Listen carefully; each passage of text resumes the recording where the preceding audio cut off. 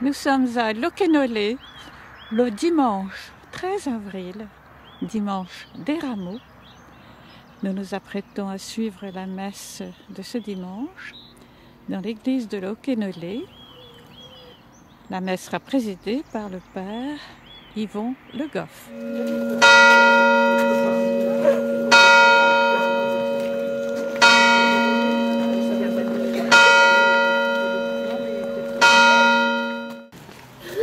Au nom du Père et du Fils et du Saint-Esprit, le Seigneur soit avec vous.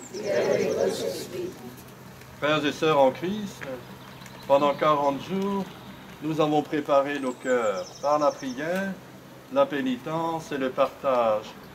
Et nous voici au début de la Semaine Sainte, pour commencer avec toute l'Église, la célébration du mystère pascal, la Passion, la mort et la résurrection du Seigneur Jésus.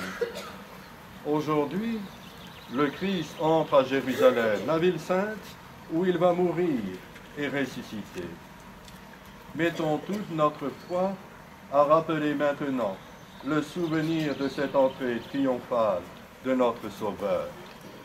Suivons-le dans sa passion jusqu'à la croix pour avoir part à sa résurrection et à sa vie. Recueillons-nous et prions. Augmente la foi de ceux qui espèrent en toi, Seigneur.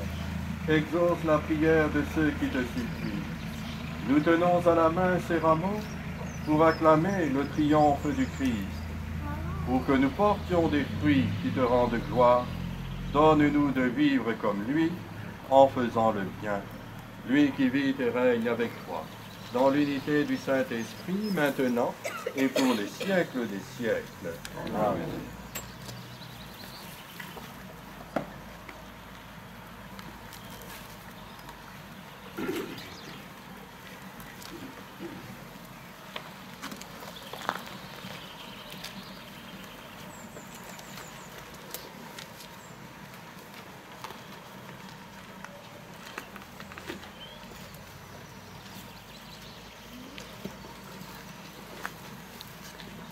Évangile de Jésus-Christ selon saint Matthieu. Quelques jours avant la fête de la Pâque, Jésus et ses disciples, approchant de Jérusalem, arrivèrent à Bethphagée, sur les bancs du mont des Oliviers. Alors Jésus envoya 2 disciples. « Allez au village qui est en face de vous. Vous trouverez aussitôt une ânesse attachée avec son petit avec elle. Détachez-la et amenez-les-moi. Et si l'on vous dit quelque chose, vous répondrez, le Seigneur en a besoin, mais il vous les renverra aussitôt. » Cela s'est passé pour accomplir la parole transmise par le prophète. Dites à la fille de Sion, voici ton roi qui vient vers toi, humble, monté sur une ânesse et un petit âne, le petit d'une bête de somme. Les disciples partirent et firent ce que Jésus leur avait ordonné. Ils amenèrent l'ânesse et son petit âne, disposèrent sur eux leurs manteaux, et Jésus s'assit dessus. Dans la foule, la plupart étendirent leurs manteaux sur le chemin, d'autres coupaient des branches aux arbres et en jonchaient la route. Les foules qui marchaient devant Jésus et celles qui suivaient criaient « Hosanna au fils de David, béni soit celui qui vient au nom du Seigneur, Hosanna au plus haut des cieux. » Comme Jésus entrait à Jérusalem, l'agitation gagna toute la ville et on se demandait « Qui est cet homme ?» Et les foules répondaient « C'est le prophète Jésus de Nazareth en Galilée. » Acclamons la parole du Seigneur. Bien nous aussi, comme les foules de Jérusalem, avançons derrière la croix du Seigneur Jésus et acclamons notre Messie, notre Sauveur. Sauveur,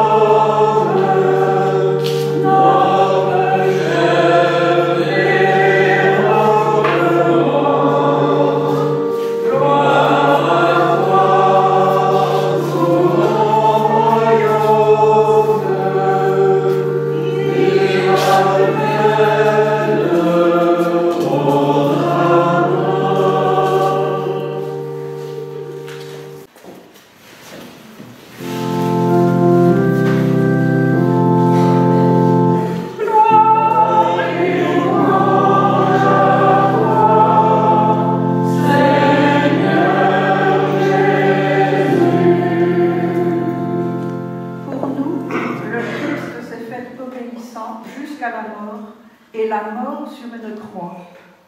Voilà pourquoi Dieu l'a élevé souverainement et lui a donné le nom qui est au-dessus de tout nom. Gloire et louange à toi, Seigneur Jésus. Le Seigneur soit avec vous. Et avec votre esprit. La passion de notre Seigneur Jésus-Christ selon saint Matthieu. Gloire à toi, Seigneur. Comme la lecture de la Passion est très longue, je vous invite à vous asseoir. Nous nous lèverons au moment de la mort de Jésus.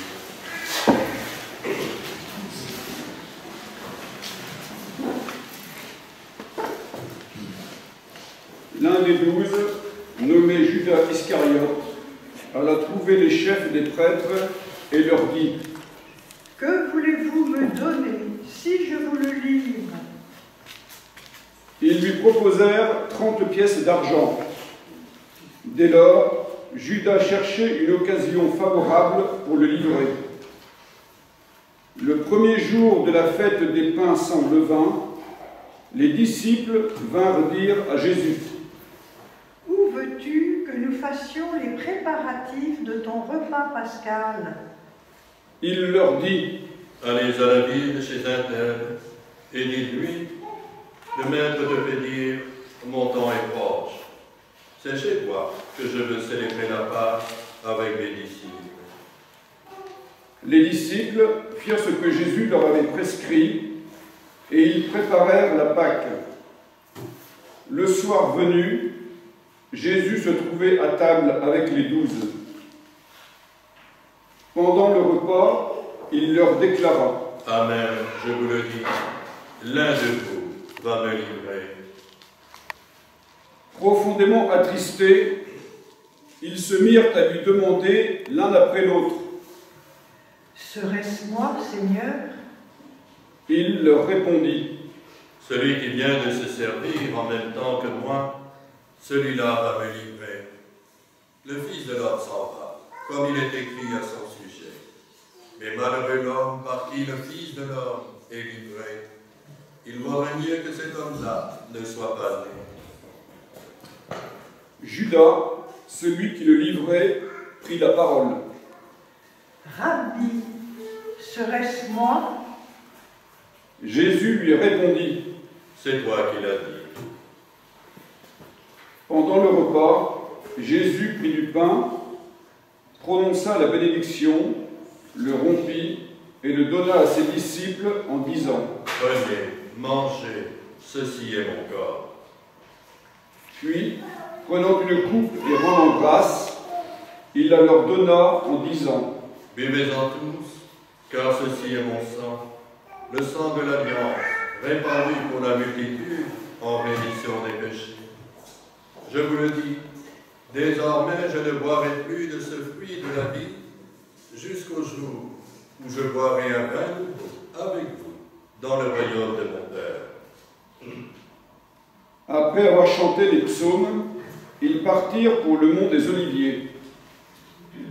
Alors Jésus leur dit : Cette nuit, je serai pour vous tous une occasion de chute. Car il est écrit, je frapperai les bergers et les brebis du troupeau seront dispersées. Mais après que je serai ressuscité, je vous précéderai en Galilée. Pierre lui dit : Si tous viennent à tomber à cause de toi, moi, je ne tomberai jamais. Jésus reprit : Amen, je te le dis, cette nuit même, avant que le coq chante, tu m'auras renié 3 fois. Pierre lui dit : Même si je dois mourir avec toi, je ne te renierai pas. Et tous les disciples en dirent autant.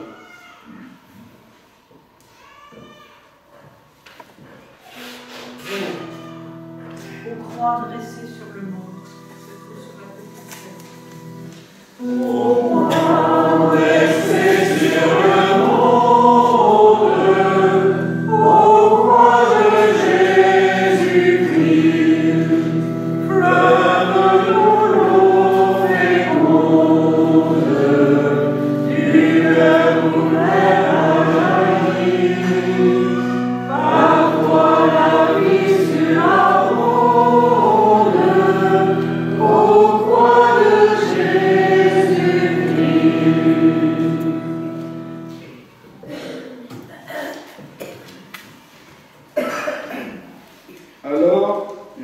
parvient avec eux à un domaine appelé Gethsémani et leur dit: Restez ici pendant que je m'en vais là-bas pour prier. Il emmena Pierre, ainsi que Jacques et Jean, les deux fils de Zébédée, et il commença à ressentir tristesse et angoisse. Il leur dit alors: Mon âme est triste à en mourir. Demeurez ici et veillez avec moi. Il s'écarta un peu et tomba la face contre terre en faisant cette prière. Mon Père, s'il est possible, que cette tour passe loin de moi, cependant non pas comme je veux, mais comme tu veux. Puis il revient vers ses disciples et les trouve endormis. Il dit à Pierre: Ainsi, vous n'avez pas eu la force de veiller 1 heure avec moi? Veillez et priez pour ne pas entrer en tentation. L'esprit est ardent, mais la chair est faible. Il retourna prier une deuxième fois. Mon Père, si cette coupe ne peut passer sans que je la boive, que ta volonté soit faite. Revenu près des disciples, il les trouva endormis, car leurs yeux étaient lourds de sommeil. Il les laissa et retourna prier pour la 3e fois, répétant les mêmes paroles. Alors, il revient vers les disciples et leur dit: Désormais, vous pouvez dormir et vous reposer. La voici toute proche l'heure où le Fils de l'homme est livré aux mains des pécheurs. Levez-vous, allons, le voici tout proche, celui qui me livre. Jésus parlait encore lorsque Judas, l'un des 12, arriva avec une grande foule armée d'épées et de bâtons, envoyés par les chefs des prêtres et les anciens du peuple. Le traître leur avait donné un signe. Celui que j'embrasserai, c'est lui. Arrêtez-le. Aussitôt, s'approchant de Jésus, il lui dit: Mon ami, fais ta besogne. Salut, Rabbi. Et il l'embrassa. Jésus lui dit: Mon ami, fais ta besogne. Alors, ils s'avancèrent, mirent la main sur Jésus et l'arrêtèrent. Un de ceux qui étaient avec Jésus, portant la main à son épée, la tira, frappa le serviteur du grand prêtre et lui trancha l'oreille.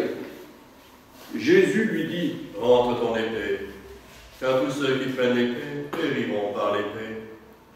Crois-tu que je ne puisse pas faire appel à mon Père, qui mettrait aussitôt à ma disposition plus de 12 légions d'anges? Mais alors, comment s'accompliraient les Écritures? D'après elles, c'est ainsi que tout doit se passer. À ce moment-là, Jésus dit aux foules: Suis-je donc avant pour que vous soyez venus m'arrêter avec des épées et des bâtons? Chaque jour, j'étais assis dans le temple où j'enseignais, et vous ne m'avez pas arrêté. Mais tout cela est arrivé pour que s'accomplissent les écrits des prophètes. Alors, les disciples l'abandonnèrent tous et s'enfuirent.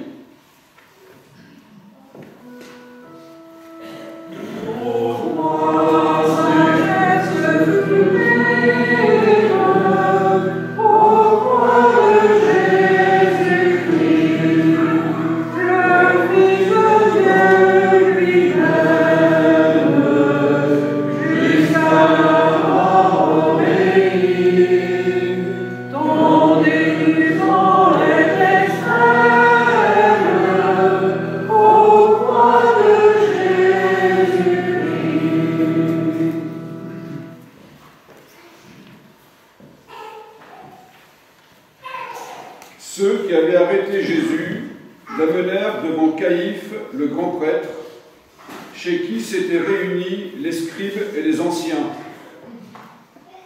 Quant à Pierre, il le suivait de loin jusqu'au palais du grand prêtre. Il entra dans la cour et s'assit avec les serviteurs pour voir comment cela finirait. Les chefs des prêtres et tout le grand conseil cherchait un faux témoignage contre Jésus pour le faire condamner à mort. Ils n'en trouvèrent pas. Pourtant, beaucoup de faux témoins s'étaient présentés. Finalement, il s'en présente à 2 qui déclarèrent : « Cet homme a dit, je peux détruire le temple de Dieu et en 3 jours le rebâtir. » Alors le grand prêtre se leva et lui dit : « Tu ne réponds rien à tous ces témoignages portés contre toi. » Mais Jésus gardait le silence. Le grand prêtre lui dit : « Je t'adjure, par le Dieu vivant, de nous dire si tu es le Messie, le Fils de Dieu. » Jésus lui répondit : « C'est toi qui l'as dit. Mais en tout cas, je vous le déclare. Désormais, vous verrez le Fils de l'homme siéger à la droite du Tout-Puissant et venir sur les nuées du ciel. » Alors le grand prêtre déchira ses vêtements en disant : « Il a blasphémé. Pourquoi nous faut-il encore des témoins? Vous venez d'entendre le blasphème. Quel est votre avis? » Ils répondirent : « Il mérite la mort. » Alors ils lui crachèrent au visage et le rouèrent de coups. D'autres le giflèrent en disant : « Fais-nous le prophète Messie. Qui est-ce qui t'a frappé? » Quant à Pierre, il était assis dehors dans la cour. Une servante s'approcha de lui.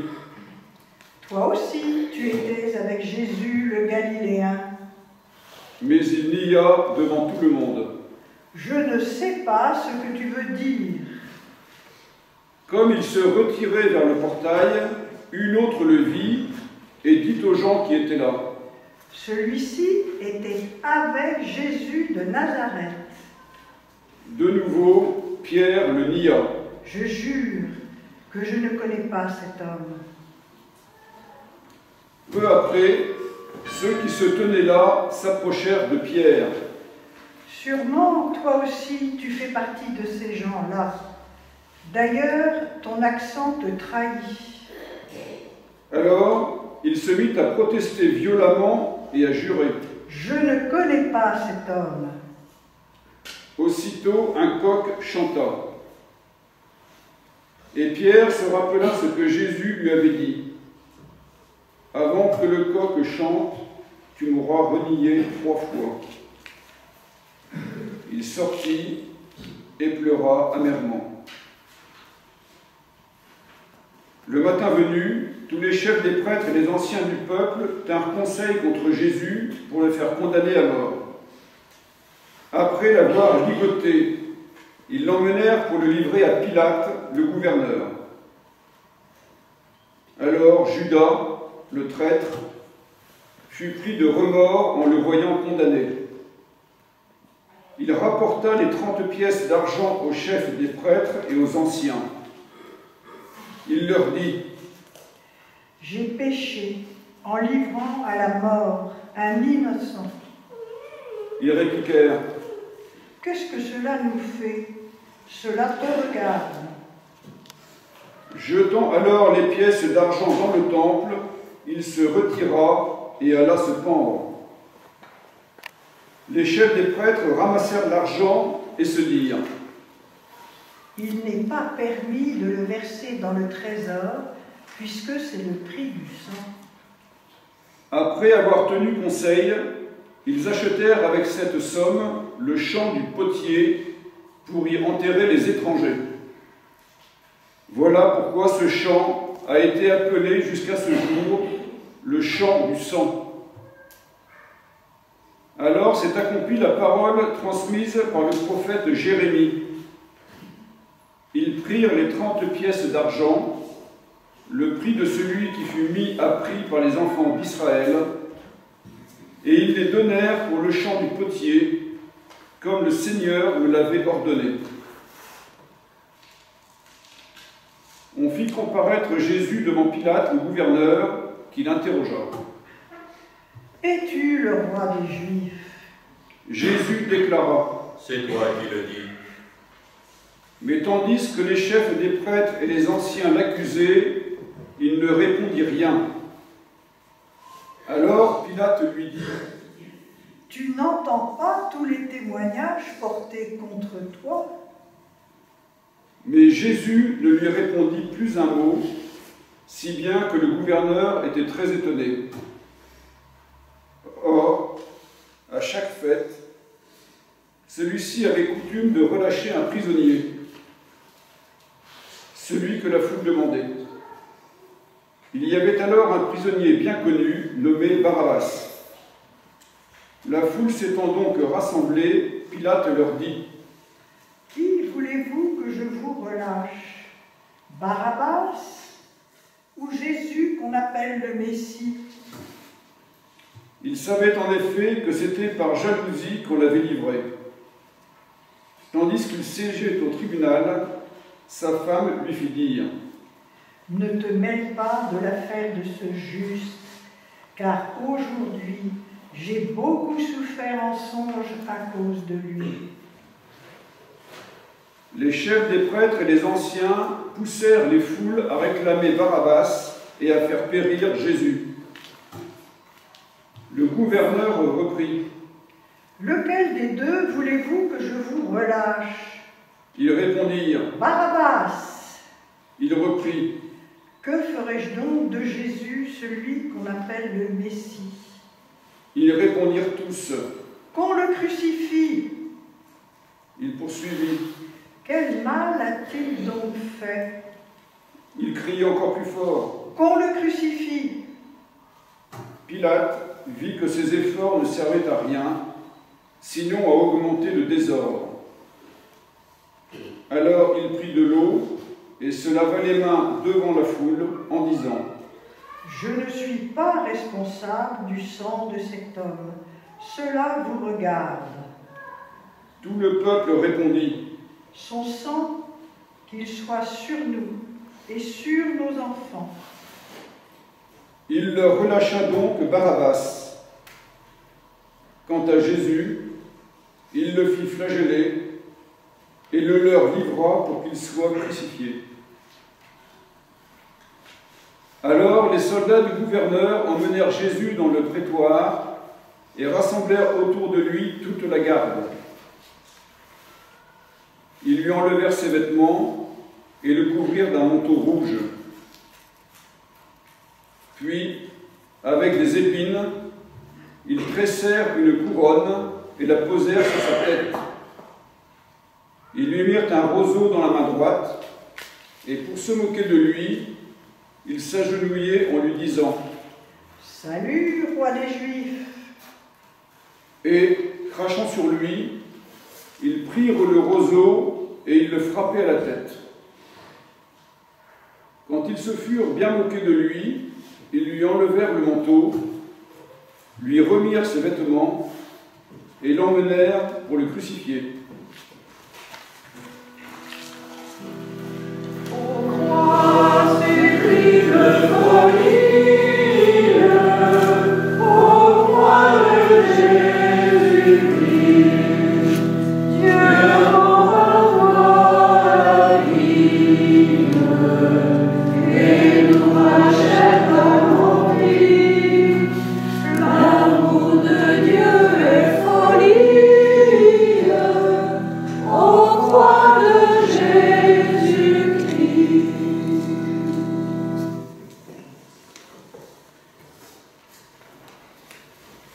Arrivés à l'endroit appelé Golgotha, c'est-à-dire lieu du crâne ou calvaire, ils donnèrent à boire à Jésus du vin mêlé de fiel. Il en goûta, mais ne voulut pas boire. Après l'avoir crucifié, ils se partagèrent ses vêtements en tirant au sort. Et il restait là, assis, à le regarder. Au-dessus de sa tête, on inscrivit le motif de sa condamnation. Celui-ci est Jésus, le roi des Juifs. En même temps, on crucifie avec lui deux bandits, l'un à droite et l'autre à gauche. Les passants l'injuriaient en hochant la tête. Toi qui détruis le temple et le rebâtis dans 3 jours, sauve-toi toi-même si tu es fils de Dieu et descends de la croix.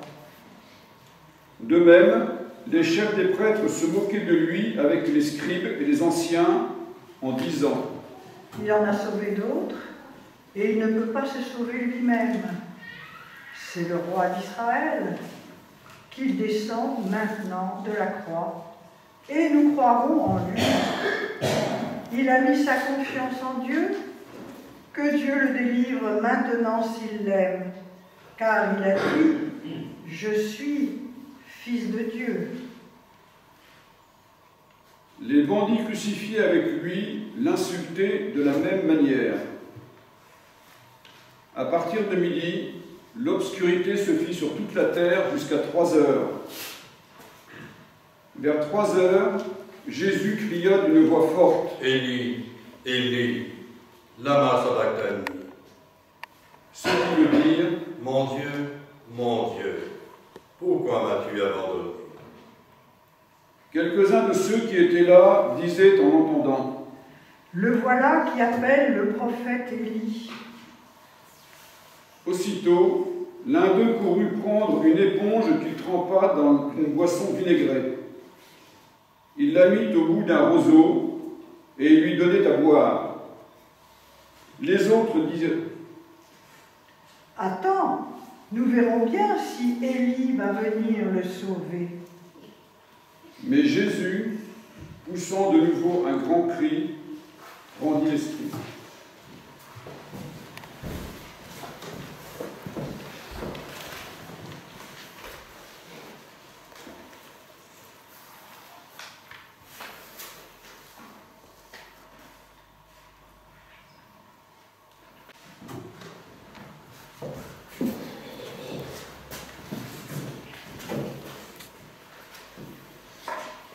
Et voici que le rideau du temple se déchira en deux, du haut en bas. La terre trembla et les rochers se fendirent. Les tombeaux s'ouvrirent.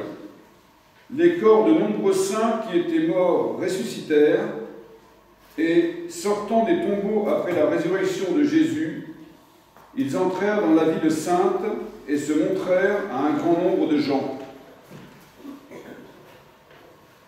À la vue du tremblement de terre et de tous ces événements, le centurion et ceux qui, avec lui, gardaient Jésus, furent saisis d'une grande crainte et dirent « Vraiment, celui-ci était le Fils de Dieu. » Il y avait là plusieurs femmes qui regardaient à distance. Elles avaient suivi Jésus depuis la Galilée pour le servir. Parmi elles se trouvait Marie-Madeleine, Marie, mère de Jacques et de Joseph, et la mère des fils de Zébédée. Le soir venu arriva un homme riche, originaire d'Arimathie, qui s'appelait Joseph, et qui était devenu lui aussi disciple de Jésus. Il alla trouver Pilate pour demander le corps de Jésus. Alors, Pilate ordonna de le lui remettre. Prenant le corps, Joseph l'enveloppa dans un linceul neuf et le déposa dans le tombeau qu'il venait de se faire tailler dans le roc. Puis il roula une grande pierre à l'entrée du tombeau et s'en alla. Cependant, Marie-Madeleine et l'autre Marie étaient là, assises en face du tombeau. Quand la journée des préparatifs de la fête fut achevée, les chefs des prêtres et les pharisiens s'assemblèrent chez Pilate en disant « Seigneur, nous nous sommes rappelés que cet imposteur a dit de son vivant, 3 jours après, je ressusciterai. Donne donc l'ordre que le tombeau soit étroitement surveillé jusqu'au 3e jour, de peur que ses disciples ne viennent voler le corps et ne disent au peuple, il est ressuscité d'entre les morts. cette dernière imposture serait pire que la première. Pilate leur déclara: « Je vous donne une garde. Allez, organisez la surveillance comme vous l'entendez. » Ils partirent donc et assurèrent la surveillance du tombeau en mettant les scellés sur la pierre et en y plaçant la garde. Vous pouvez vous asseoir et garder le silence pendant quelques minutes.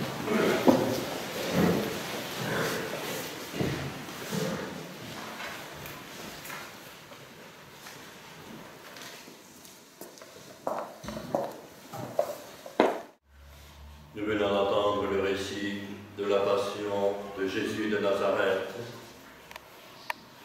la passion d'un homme pour qui ne comptait que l'amour de Dieu et l'amour de son prochain. C'est un innocent qui a accepté de mourir pour nos péchés. Et c'est cela que nous allons méditer cette semaine sainte. C'est par amour pour nous tous, pour chacun de nous, que Jésus a servi cette passion douloureuse.